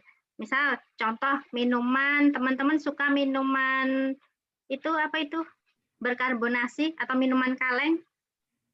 Nah, dalam minuman kaleng kadang teman-teman tidak sadar pada saat minum, beli atau orang yang misal di Indomaret atau Alfamart gitu ya. Nah, di gudangnya mereka langsung ambil saja, ambil dari gudang, kemudian dimasukkan ke dalam kulkas. Padahal kalau dalam sisi keamanan pangan itu sebaiknya sebelum kita masukkan ke kulkas, barang yang kita ambil dari gudang itu kita bersihkan dulu, kita lap, baru kita masukkan ke kulkas. Karena kita tidak tahu nanti pada saat disimpan di gudang itu ada debu atau ada sisa apa itu kecoa, apa itu air apa itu buangan apa namanya ya, air kencing ya, air kencingnya urin ya, air kencingnya kecoa atau tikus. Nah, kita tidak tahu di situ. Jadi biasanya kita langsung buka minum. Nah, itu bisa terjadi kontaminasi dan bisa menyebabkan sakit perut. Sama halnya dengan produk makanan lain juga seperti itu. Kadang kadaluarsanya masih lama, tetapi pada proses penyimpanan atau proses pendistribusian itu terjadi kontaminasi silang. Nah, kontaminasi silang ini justru sangat riskan terjadi pada saat pendistribusian makanan atau pada saat penyimpanan makanan. Makanya di dalam GMP di sini sangat ditekankan proses hygiene sanitasi dan personal hygiene-nya. Sanitasi lingkungan dan personal hygiene-nya. Itu Bapak. Jadi tidak menutup kemungkinan bahwa makanan yang kita makan itu tercemar tapi tidak sadar. Contoh lagi susu bayi. Nah, susu bayi itu kan sudah pasti diproduksi secara ini ya. Secara apa itu? Hygiene sekali. Yeah. Tapi pada saat kita sudah membuka tutup susu bayi itu nanti kan ada kontaminasi dengan udara gitu kan. Kita kalau tidak hati-hati itu susu itu bisa terkontaminasi dengan bakteri yang ada di udara masuk ke dalam susu dan susu itu kita tutup. Di situ kita tidak tahu bakteri itu bertumbuh dan berkembang di dalam kaleng susu. Nah, pada saat kita minumkan ke bayi yang usianya di bawah 6 bulan atau di bawah 1 tahun biasanya itu riskan sekali terjadi diare. Jadi perutnya itu ususnya memang belum kuat, jadi terhadap barang-barang yang sensitif biasanya diare. Nah, itu kemungkinan terjadi pada susu. Seperti itu Pak Wawan, itu contoh kecil yang bisa kita lihat dalam kehidupan sehari-hari kita. Baik, dan ini tempat peletakannya tadi ya Bu ya? Nah, bentar peletakan, jadi saya tercancel. Oke, baik Bu, kalau misalkan itu kita lanjut aja Bu ya? Boleh ya sambil berjalan ya? Ya, sambil ini. Baik Ibu, ada pertanyaan juga nih. Yang ketiga, nah Pak Wawan, yaitu syarat personal penjamah makanan itu apa dan APD yang baik seperti apa sih? Ya, untuk APD, kalau untuk penjamah makan itu pastikan menggunakan dari kepala sampai kaki ya, pastikan ada penutup kepala. Kemudian untuk penutup kepala bisa menggunakan kayak apa itu kerudung atau juga bisa menggunakan kayak ya penutup gajah. Kemudian rambut harus diikat. Kemudian ada masker. Kalau sekarang maskernya kan macam-macam ya. Nah, nanti itu bisa disesuaikan. Kemudian baju harus tertutup dan baju itu pastikan harus hygiene. Hygiene di sini kalau untuk di perusahaan makan yang levelnya sudah level apa itu standarnya high, itu biasanya ada sebelum masuk ruangan nanti ada sterilisasi, alat sterilisasi untuk mensterilisasi baju yang kita pakai pada sebelum masuk area lokasi. Selain baju, ada sarung tangan khusus.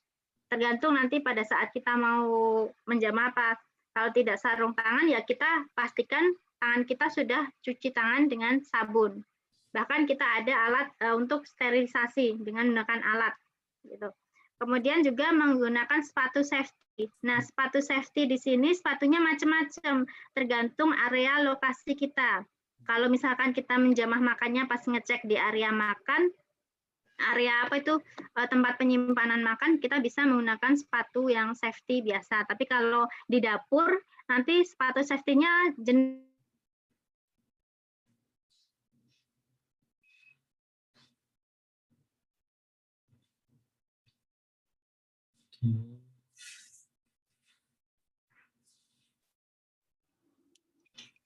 Oke, suara Bu Ani terputus. Terus Sambil menunggu Bu Ani masuk lagi, Bapak Ibu semua yang masih kesulitan untuk akses e-certificate, pastikan Bapak Ibu semua sudah install Mika Pro-nya dengan status platinum.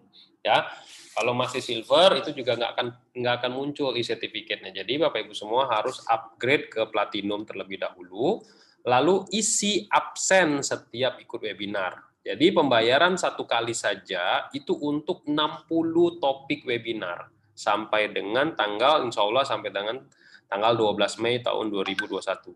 Jadi Bapak Ibu semua misalkan ada yang ngaku-ngaku, Pak saya ikut webinar, ya tapi ternyata di absennya nggak ada, yang nggak akan muncul gitu loh. Ya, jadi Bapak Ibu semua yang masih kesulitan atau yang Pak saya kemarin ikut Pak tapi saya nggak absen, ya berarti nggak akan muncul e-certificate-nya. Atau Pak saya ikut Pak sampai selesai ya, tapi saya absen tapi status Mika Pro saya masih silver, bisa nggak Pak? Nggak bisa juga. Jadi pastikan Bapak Ibu semua sebelum ikut webinar pastikan Mika Pro-nya sudah dalam status platinum. Ya caranya gimana? Ada tombol upgrade di sana, lalu upgrade, lalu pilih ya mau 3, 6 atau 12 bulan ya. Lalu Bapak Ibu semua screenshot. Jadi pada saat webinar ada absen yang sudah diinfo ya, seperti sekarang ini ada absen yang sudah diinfo, isi semua absennya lengkap dengan data-datanya dan upload juga bukti kalau Bapak Ibu semua sudah platinum. Fungsinya buat apa Pak? Absen setiap webinar ya untuk kita bisa telusur Bapak Ibu semua apakah Bapak Ibu semua sudah menjadi member Mediatama atau bukan ya. Karena sistem e-certificate ini akan tertera otomatis di Mika Pro Bapak Ibu semua. Jadi kita tidak ada sistem email dikirim kayak itu nggak ada gitu loh ya. Jadi mohon maaf sekali kalau ada yang japri ke saya atau japri ke teman-teman host minta dikirimin modul. Nggak ada kita kirim-kirim modul Bapak Ibu semua. Semua modul sudah kita upload di dalam Mika Pro. Bisa nggak di-download? Nggak bisa di-download juga. Kenapa nggak bisa di-download? Ada copyright hak ciptanya instruktur. Jadi banyak instruktur yang keberatan kalau misalkan modulnya bisa di-download dan disebarluaskan. Takutnya nanti dimodifikasi dan lain sebagainya. Jadi kami menjaga privasi dari instruktur juga. Jadi mohon maaf sekali ya.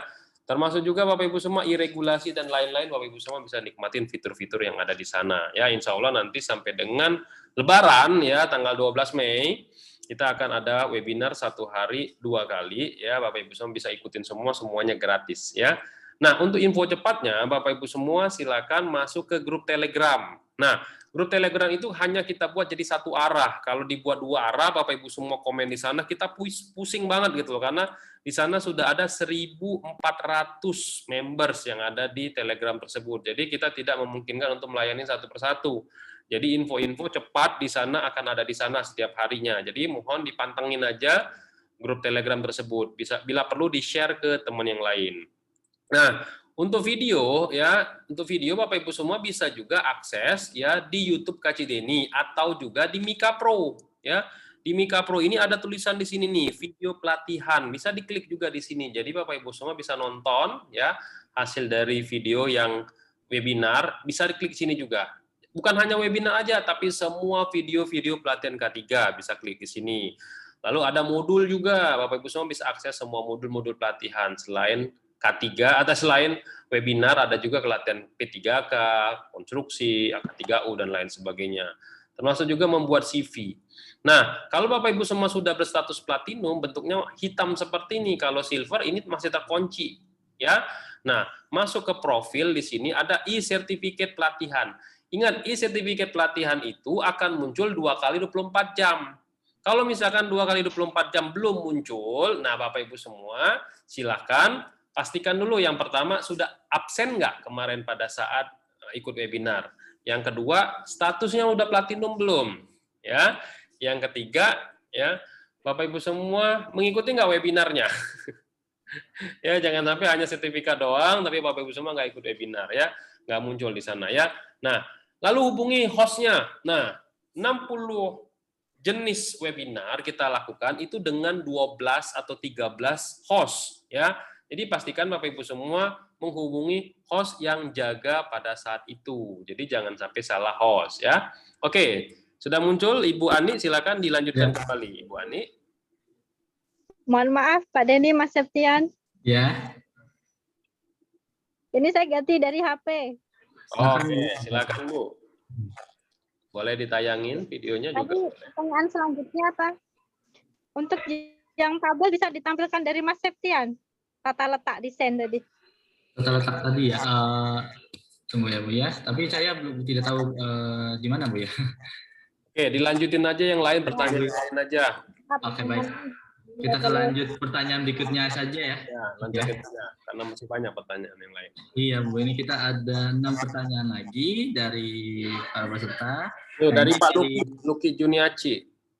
Oke, ini dari Luki Ibu Juniaci. Luki Junaici ya, yaitu izin bertanya Bu Nurani, perbedaan JMP dengan HACCP apa ya? Itu. Ya. Silakan Bu, boleh. Ya, Pak dari Pak siapa? Tadi Pak Wawan yang sebelumnya Bu. Pak Wawan juga yang nanya. Ya. Oh, ini dari Bu. Saya jawab secara umum aja ya. Iya. Ya. Nanti spesifikasinya nanti di pelatihan HACCP. Iya. Ya. Jadi secara umum kalau JMP itu kan kita bahasnya tentang sanitasi lingkungan dan hygiene personal. Tetapi kalau HACCP nanti kita menentukan titik kritis poin potensi bahaya resikonya pangan pada saat proses produksi itu. Jadi kita lebih melihat dari sisi keamanan pangan dari sisi resikonya. Jadi kalau di HACCP resikonya, tapi nanti kalau di GMP-nya itu sanitasi lingkungan dan personal hygiene. Nah, dari kedua ini nanti mempersiapkan untuk ke level berikutnya yaitu keamanan pangan yang bisa based on ke standar ISO 22000. Jadi kalau sudah ke levelnya 22000, semua poin tadi ada semua nanti. Oke, baik. Jadi itu ya Bu ya perbedaannya ya. Dan ini melanjuti lagi pertanyaan dari Ibu Luki ya atau Pak Luki. Dan apakah untuk menerapkan JMP di suatu perusahaan harus menunjukkan orang yang kompeten yang sudah bersertifikasi, Bu? Ya, pasti jelas harus ada. Salah satunya nanti harus ada yang mengikuti pelatihan personal hygiene. Kemudian ada tim tim apa itu safety inspektornya. Jadi kalau pengalaman saya dulu di PAMA diajarkan itu ada safety inspektornya. Jadi safety inspektornya itu nanti yang bertugas mengecek atau melakukan inspeksi terkait dengan bahan baku dan lingkungan sekitar. Kemudian juga nanti ada quality control-nya yang telah bersertifikasi. Kemudian nanti ada karyawannya. Karyawan ini harus mengikuti pelatihan personal hygiene. Jadi semua karyawan tidak boleh terkecuali harus mempunyai mengikuti pelatihan personal hygiene. Nah, itu kompetensi yang perlu ada dan wajib untuk kebutuhan GMP. Jadi ada sertifikasi personal hygiene, kemudian ada sertifikasi safety inspector sama QC-nya. Oke, baik. Semoga jawabannya pertanyaannya bisa terjawab ya, Bapak ya. Dan ini Bu ada lagi dari Pak Erdin ya. Izin bertanya Bu Nurani, apakah ada SOP khusus di masa pandemi ini untuk industri pengolahan pangan? Apakah cukup penerapan GMP atau CPPOB? Karena khawatir di hulu atau penyedia bahan baku tidak menerapkan prosedur CPPOB secara ketat, khususnya saat situasi pandemi ini. Gimana Bu? Kalau kita mengikuti era zaman ya, harusnya kita harus menerapkan SOP khusus terkait dengan pengendalian penyakit. Nah, ini sudah ada di ISO 45005 ya, terkait dengan penyakit akibat kerja. Nah, itu sudah baru digodok. Kebetulan saya ikut tim diskusi. Di situ ada Bu Yeni kemarin yang jadi narasumber itu sebagai lead-nya juga. Jadi memang di situ istilahnya disarankan selama masa pandemi ini kita juga ada aturan khusus terkait dengan SOP untuk selama pandemi terkait dengan penyakit menular gitu ya. Oke, baik. Semoga bisa terjawab ya Pak ya pertanyaannya. Dan terakhir nih mungkin ya Bu ya, dari pertanyaan dari Pak Robert Purba. Nah, Pak Robert Purba ini bertanya, mohon dijelaskan poin-poin apa saja dalam GMP yang erat hubungannya dengan K3. Maksudnya syarat yang harus dipenuhi dalam HACCP. Ya, pasti yang kelihatan jelas itu adalah untuk kalau yang di HACCP sanitasi ya, sanitasi lingkungan, karena itu nanti berkaitan dengan lingkungan kerja. Ada pengukuran lingkungan seperti kebisingan, kemudian pencahayaan, kemudian bising, cahaya, kemudian ada kelembapan, kemudian ada panas. Nah, itu berpengaruh sekali terhadap K3, ada hubungannya dengan K3. Kalau selain itu juga ada kaitannya dengan APD tadi. APD itu penerapan APD. Penerapan APD itu APD apa saja yang kita gunakan itu nanti ada matrik APD-nya. Kemudian ada matrik pelatihan yang harus kita gunakan itu apa. Jadi sebenarnya kalau kita bicara sistem untuk GMP, HACCP, ISO atau SMK 3 itu semuanya bisa terintegrasi. Jadi kalau kita bicara GMP poin yang bagian yang mana yang ada unsur K3-nya hampir 18 poin tadi ada unsur K3-nya semua. Nanti kalau kita integrasikan ke ISO 22000 itu ada kaitannya. Cuma kalau saya jelaskan di sini nanti hanya jadi nggak GMP saja tapi nanti ke ISO 22000 ya. Tapi kalau kita integrasikan bisa ya. Nanti bisa dilanjutkan ke sesi ISO 22000. Ada kaitannya K3 semua itu dari poin 1 sampai 18 tadi ada kaitannya K3 semua tadi, Pak. Oke, baik Pak Purba, semoga pertanyaannya terjawab oleh Bu Nurani. Nah, sekarang sudah selesai ya Bapak Ibu semuanya. Nah, kita akan masuk ke sesi langsung, jadi saya berikan Bapak Ibu kesempatan untuk langsung bertanya kepada Bu Nurani. Nanti saya itu. Nah, silakan Bapak Ibu, jika ingin bertanya langsung kepada Bu Nurani, silakan klik tombol raise hand-nya. Nanti saya coba untuk masukkan kembali ke panelisnya. Baik, silakan Bapak Ibu yang ingin bertanya langsung kepada Nurani, silakan boleh klik tombol raise hand-nya yang ada di bawah. Tadi saya lihat ada nih kayaknya. Oh, benar ada. Pak Amir Hamzah ya. Halo, selamat sore Bu, Pak. Selamat sore Pak Amir. Iya. Apa kabar Pak? Kabar baik, alhamdulillah. Kebetulan temanya menarik nih seputar tentang manufaktur, tapi saya saat ini sih masih kerja di konstruksi ya Bu. Ya. Yang saya dengar Bu kalau di manufaktur. Ya, bisa sharing Pak Amir. Ya, saya dulu sih pernah ngerjain proyek manufaktur gitu Bu. Yang ingin saya tanyakan tuh Bu di manufaktur untuk masalah HSE-nya Bu. Ya. Apa betul kalau HSE di manufaktur itu kita nggak ngurusin alat pelindung diri lagi gitu, nggak ngurusin apa, tapi kita ngurusin ada supaya nggak ada binatang masuk ke dalam pabrik atau apa seperti itu Bu. Jadi konteksnya udah nggak ke alat pelindung diri lagi ya Bu. Kalau ada alat pelindung diri kayak gimana sih Bu kalau di manufaktur? Paling itu aja Bu. Kalau di manufaktur tadi yang ditanyakan ini ya, bagaimana tanggung jawab siapa binatang itu biar tidak masuk ke pabrik itu ya, masuk. HSE juga nggak sih? Nah itu ya gitu, itu sering terjadi ya. Kalau di lapangan memang kebanyakan itu jadi ini Pak, jadi jadi terlimpahkan oleh HSE. Pengalaman saya di tambang, orang HSE itu suruh ngilangin tawon gitu. Di semak-semak itu kan ada tawon gitu. Kalau enggak ular gitu, biasanya orang HSE yang dipanggil pertama kali. Tapi pada prinsipnya sebenarnya kalau di K3, HSE itu kan sebagai pengawas ya, kontrol. Tapi dalam implementasinya nanti ada tugas bagian tersendiri, Bapak. Jadi HSE ini di manufaktur pun juga sama sebenarnya sebagai kontrol pengawas gitu.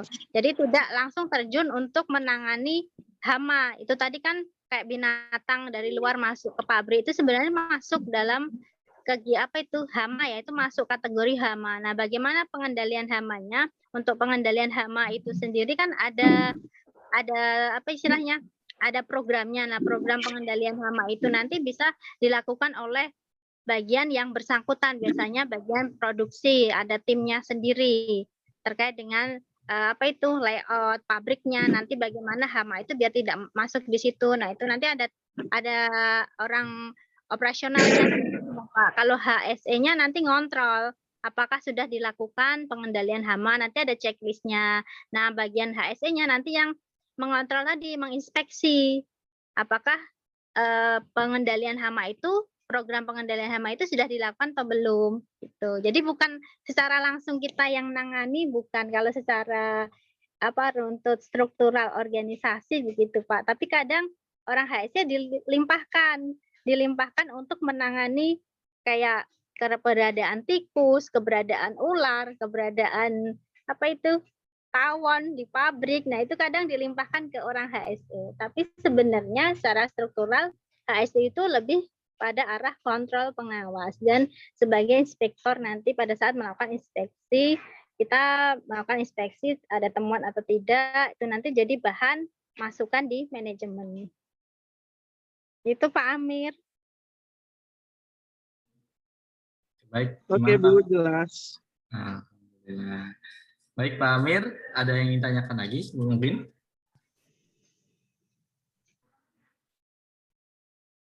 Ya, baik kalau gitu. Baik, terima kasih Pak Amir untuk sesi tanyanya di sesi pertanyaan langsung kepada Bu Nurani. Nah, ini saya lihat ada di Q&A ya, yaitu Pak Muhsin Ali Wibowo. Nah, mungkin tadi Q&A sudah lewat sesinya, sekarang kita ke sesi langsung tanya jawab ya. Nah, ini Pak Muhsin, boleh mungkin raise hand-nya Pak? Bisa tanya langsung ke Bu Nuraninya. Oke, baik Pak Muhsin. Silakan Pak Muhsin untuk bisa bertanya. Baik, selamat sore Bu Nuraini. Selamat sore Pak Muhsin. Oh ya, di Bogor ya. Tadi yang saya tanyakan, JMP yang diterangkan tadi apakah menggambarkan semua jenis industri? Kan industri kan jenis industri banyak sekali ya Bu ya. Kalau yang dipaparkan tadi lebih condong ke makanan. Apakah yang diterangkan itu menggambarkan hampir semua industri seperti itu, menerapkan seperti itu? Ya. Kalau itu aja Bu Nuraini. Ya, terima kasih Pak Muhsin ya. Tadi di awal saya sampaikan bahwa GMP saya tadi ada versi 2 ya, GMP dari luar sama GMP-nya Indonesia. Kalau GMP-nya luar itu kan tadi keluaran dari Amerika Serikat yang pertama kali tahun 70, kemudian diupdate tahun 80. Dan di Kanada dikeluarkan ada standar GMP basic guidance good manufacturing practice, itu keluaran Kanada, di mana di dalamnya di situ dijabarkan secara umum kaitannya dengan sanitasi dan hygiene personal. Jadi kalau di GMP-nya Kanada, itu saya ada, nanti bisa saya kasih ke Mas Septian ya, bisa tambahan buat bahan modul itu tadi. Jadi yang dari Kanada itu hanya menjabarkan tentang personal hygiene dan sanitasi lingkungan. Jadi nanti ada pelatihan bagaimana terkait dengan APD-nya, APD-nya, kemudian sanitasi lingkungannya itu ada di buku tersebut. Tapi kalau yang saya jelaskan tadi itu adalah GMP-nya Indonesia menurut versi peraturan Perindustrian nomor 75 tahun 2010, di mana di situ dijelaskan tentang cara pengolahan bahan pangan yang baik. Jadi kalau versinya Indonesia itu sudah melingkup kaitannya dengan hygiene sanitasi dan lingkungan, tapi fokusnya di produk makanan. Itu Pak Muhsin. Jadi kalau betul yang ditanyakan, jadi kalau yang saya tanyakan, yang saya sampaikan tadi lebih ke arah produk makanan, tapi kalau yang GMP-nya luar itu masih meluas, jadi bisa untuk ke seluruh aspek perusahaan. Karena nanti yang di GMP yang dari Kanada itu cakupannya apa itu umum, hanya mengarah membahas tentang sanitasi dan personal hygiene saja. Itu Pak Muhsin. Nanti saya berikan bukunya Pak, biar nggak usah nyari di internet. Nanti saya kasih ke Mas Septian. Baik, terima kasih Bu Nuraini. Sama-sama Pak Muhsin.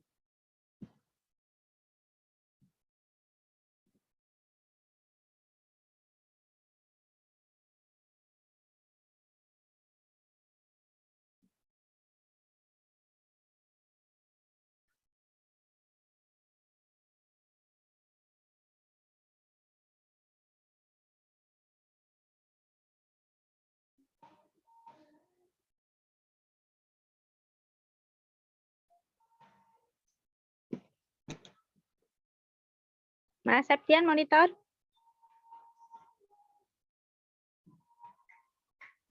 Mohon maaf Bapak Ibu semua ya, saya ulang kembali tadi terhambat ya. Baik, terima kasih Bapak Ibu semua untuk hari ini. Untuk sesi tanya jawab langsung kepada Bu Nuraini mungkin sudah selesai ya, yaitu sesi 3. Dan alhamdulillah tidak berasa Bapak Ibu semua sudah di penghujung acara untuk webinar hari ini terkait topik yaitu Good Manufacturing Product yang dipaparkan langsung oleh Bu Nuraini. Terima kasih Bu Nuraini untuk hari ini atas pemaparannya. Dan bagi Bapak Ibu semua yang pertanyaannya belum sempat dijawab oleh Bu Nuraini, mungkin boleh Bapak Ibu tanyakan melalui email yang tertera saat Bapak Ibu mendaftar webinar. Nah, kami ucapkan juga terima kasih sebesar-besarnya dan kesediaannya atas waktunya Bu Nuraini. Ya, semoga apa yang disampaikan oleh Bu Nuraini bermanfaat untuk kita semua dan kita dapat terapkan langsung di lapangannya, Bu Nuraini ya. Dan khusus untuk Bu Nuraini, semoga Bu Nuraini sehat selalu, sukses selalu dan diberikan kesehatan dan keberkahan untuk depannya Bapak Bu Nuraini ya. Oke, baik. Bagi teman-teman semua yang sudah mengikuti webinar hari ini dari awal sampai akhir, juga saya ucapkan terima kasih. Semoga ilmu yang didapatkan oleh Bu Nuraini dapat bermanfaat untuk kita semua. Dan saya akhiri. Wassalamualaikum warahmatullahi wabarakatuh. Selamat berjumpa di webinar selanjutnya Bapak Ibu semua, dan Bu Nuraini terima kasih ya untuk hari ini. Terima kasih Mas Septian, terima kasih Pak Denis, terima kasih teman-teman semua yang hadir di media utama. Oke, baik. Sehat selalu ya Bu Nuraini ya. Ya, sama-sama Mas Septian. Baik, terima kasih. Assalamualaikum. Waalaikumsalam warahmatullahi wabarakatuh. Assalamualaikum warahmatullahi wabarakatuh. Mohon izin Bapak Ibu untuk menyelesaikan webinar ini. Mari Bu Nuraini. Sama-sama Mas Septian, Assalamualaikum.